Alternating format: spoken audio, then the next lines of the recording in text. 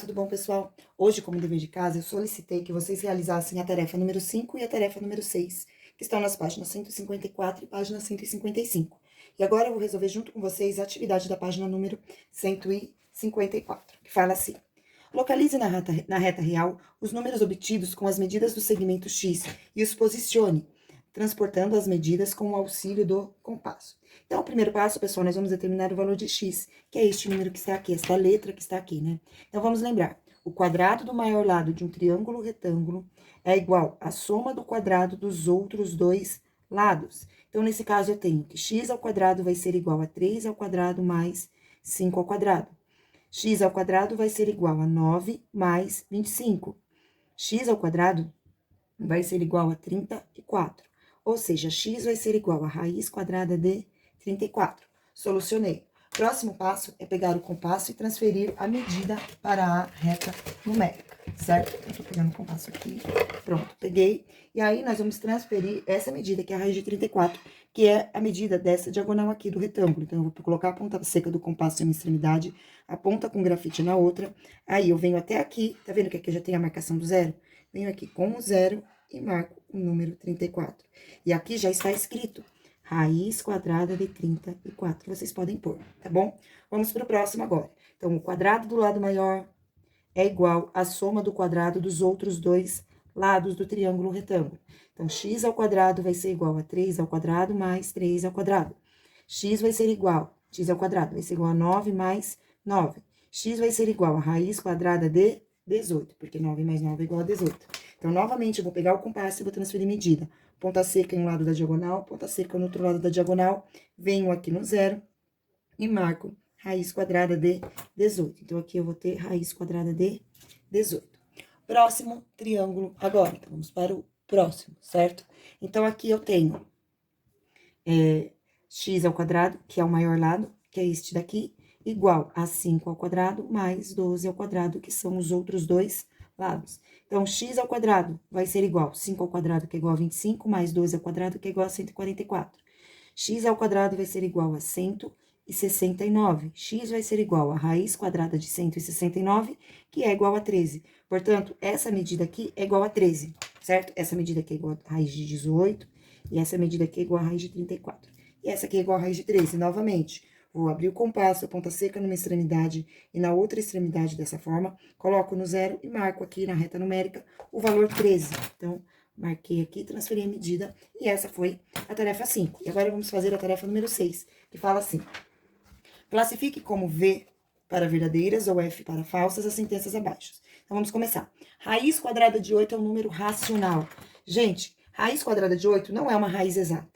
E uma raiz não exata, ela é um número irracional. Portanto, essa afirmação é falsa. Ela não é racional, ela é irracional.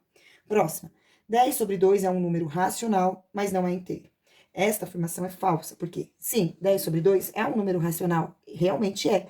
Porém, ele é um número inteiro, porque 10 dividido por 2 é igual a 5, exatamente 5, que é um número inteiro. Então, essa afirmação também será falsa. Próxima afirmação: o oposto de raiz quadrada de 81 é um número inteiro? Sim, o oposto de raiz quadrada de 81 é igual a menos 9. Então, esta é verdadeira, menos 9 é um número inteiro. Menos 45 é um número inteiro, verdade? Mas não é natural, não é natural mesmo, porque um número negativo não pode ser considerado um número natural. Logo, essa afirmação também é verdadeira. Raiz quadrada de 3 é um número real? Sim, mas não é racional, realmente, exatamente. É uma raiz, é um número irracional, e todo número irracional é um número real. Mas ele não é racional. Se ele não é racional, ele é irracional, verdadeiro. Muito bem. Exercício número 2 agora. Dados os subconjuntos de R de cada item, determine A união com B, certo? Depois, A intersecção com B, A menos B e B menos A, representando na reta na forma de intervalo. Então, primeira coisa, pessoal, aqui esse é o valor de A, tá? Então, ele é aberto em menos 4 e vai até 0, que é fechado. Então, olha aqui a representação dele. Então, ó, tá vendo? Bolinha aberta para menos 4, aí faz o zig e ele é fechado em 0. Muito bem. Representação do B. O B, ele é fechado no 0 e aberto para o infinito. Então, ele vai embora para o infinito. Então, ó, ele começa no 0 e fechado. Repara que a bolinha tá toda pintada. Aí, ele vai aberto para o infinito. Então, o zig vai infinito para o lado direito. A união com B. Então, pessoal, a união com B são todos os valores de A e B. Então, lembrando que o conjunto A começa no menos 4, que é o menor valor, que é o início, que vem antes do início do B, porque o B começa no 0. Então, aqui eu vou ter o início em A aberto, porque aqui o 4 é aberto, e ele vai até o infinito. Por quê? O B vai até o infinito. Então, essa daqui é a representação, tá bom? Fica como? Menos 4 até o infinito positivo, tá bom? Também aberto. Beleza? Vamos agora para B, para A intersecção com B. Então, A intersecção com B.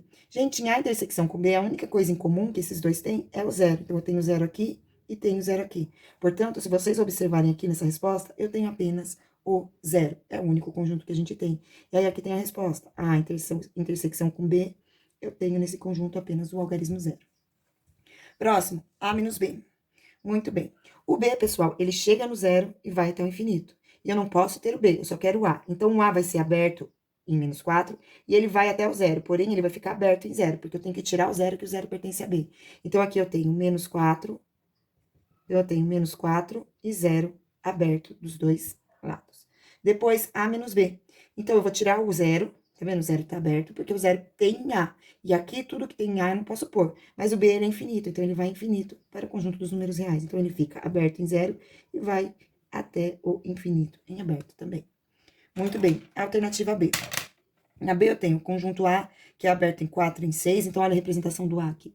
4 sem preenchimento, 6 sem preenchimento e fecha no zig, tá bom? Depois, a representação do B. Aqui é tudo fechado, então ele começa no 5 e termina no 7 e é um intervalo fechado. Repare que a bolinha tá pintada. Essa é a representação do B. A união com B. A união com B vai começar no 4 aberto, porque aqui é aberto. E aí ele vai até o número 7, que é o maior algarismo, e é fechado, porque é fechado com B. A intersecção com B. Então, pessoal, o 4 só tenho em A. O que que eu vou ter entre os, o que que eu vou ter nos dois, né? Nos dois, eu vou ter o 5, repara que eu tenho 4, então, o que que não tá escrito aqui? O 5 e o 6. Aliás, o 6 tá escrito ainda, o 5 e o 6. E aqui não tá escrito o 5, aí o 5 tá e tá faltando o 6. Ou seja, nesse conjunto A, eu tenho o número 5 e o número 6. Nesse conjunto B, eu tenho o número 5 e o número 6. Então, aqui, quando eu for fazer a intersecção dos dois, eu vou colocar A, começa em A, no caso, começa no número 5 fechado, o 6, ele vai ter que ficar aberto. Por quê? Aqui, em A, ele é aberto, então aqui ele vai ter que ficar aberto também, tá bom? Agora, A menos B, então eu vou ter que tirar os valores que tem em B, só sobra os números, então, A menos B, só vai sobrar o 4 e o 5 vai ter que ficar aberto, porque aqui eu tenho 5 fechado. Então, aqui eu tenho esse intervalo aqui, sendo ele todo aberto. Aberto em 4 e aberto em 5, tá bom? Depois, B menos A. Então, B, que é 5, 6, 7, e o A, que é de 4 a 6 aberto. Então, nesse caso, pessoal, eu vou tirar todos os valores que tem em A. E aí, eu vou seguir o 6, eu posso colorir, porque aqui o 6 é aberto, e ele vai até o 7, que é onde termina o B, tá? Então, é de 5. O 5 não entra, porque o 5 tá aqui, eu tenho que tirar tudo que tá aqui, eu não posso colocar. Então, vai ficar 6 fechado e 7 fechado. Beleza? Exercício número 3 agora. Utilize os símbolos pertence, não pertence, contido, não contido, para completar as sentenças abaixo. Então, vamos lá. Os números 5, 6, 7 e 8 estão contidos no conjunto dos números reais, lógico, contidos. Aqui, esse número, essa letra é uma letra grega, que é a letra Φ, que é utilizada para representar o número de ouro, a proporção da lei áurea, né? A regra de proporção da lei áurea é por esse número aqui. Esse número, ele é um decimal infinito, então ele não tem fim, certo? Ou seja, esse número, ele vai pertencer ao conjunto dos números racionais, porque na parte decimal dele, ele é infinito, bem? N agora, N está contido em C, nos números racionais. O conjunto dos números reais está contido nos conjuntos? Sim, está contido, coloca C aqui. Depois, aqui, pessoal, repare, eu tenho aqui o real desse lado e aqui o racional.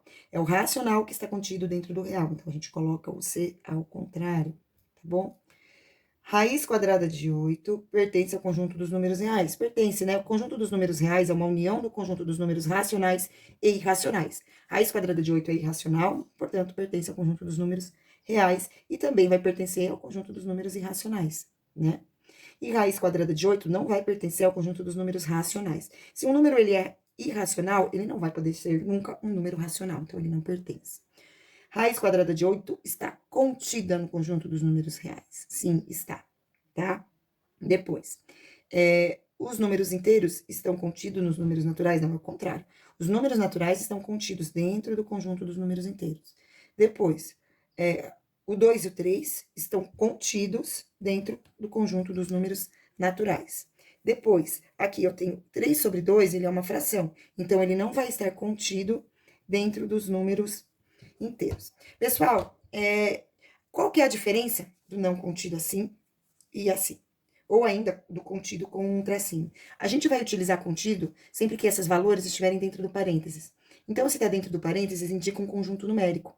Quando eu tenho somente o valor, tá vendo que aqui eu só tenho raiz de 8, não tem parênteses aqui? Aí eu vou usar o pertence e o não pertence, tá bom? O contido e o não contido, eu vou utilizar quando ele está dentro do parênteses, porque aí é referente a um conjunto. Olha aqui, ó, está dentro do parênteses. Então, eu já sei que eu vou utilizar o contido ou o não contido. E nesse caso, é o não contido porque o número π, ele é um número infinito, né? É a razão, é a divisão entre o comprimento e o diâmetro de uma circunferência. E esse número é um número irracional, então ele não está contido dentro dos números reais. E essa foi a nossa videoaula. Beijos e tchau, gente!